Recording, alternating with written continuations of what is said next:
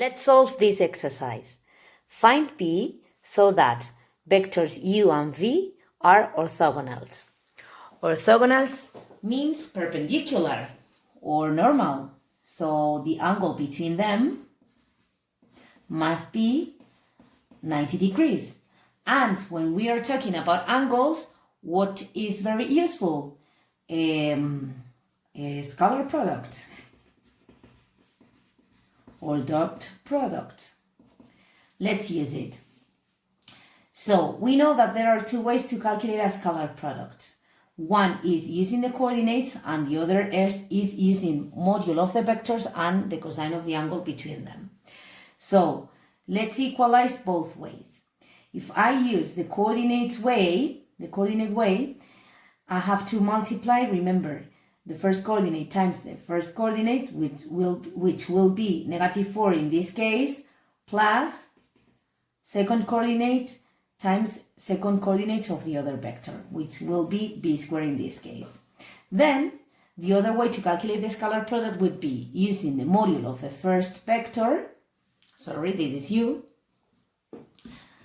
vector u, times modulo of vector v times cosine of the angle between them. And we said that must be 90 degrees. Now, let's remember, what's the cosine of 90 degrees? We draw our unit circle. Remember, this is my angle alpha, and where my angle intersects the unit circle, the y-coordinate is the sine, because opposite side over the hypotenuse, that is 1, will be the y-coordinate, and this is the sine. And for the same reason, this will be the cosine. So my angle of 90 degrees is here. This is where my angle intersects the unit circle. So what's the value for the cosine? What's the x-coordinate of this point? 0, right? So this is 0.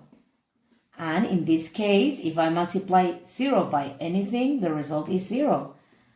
And -4 plus b squared will be 0. So b squared equals 4. If I move it to the other side, I move -4. And b must be a square root of 4, which is positive and -2. We have two results for this problem. This is the solution. I hope it was easy. Bye! But remember that the scalar product of two perpendicular vectors is always 0 for this reason. Bye!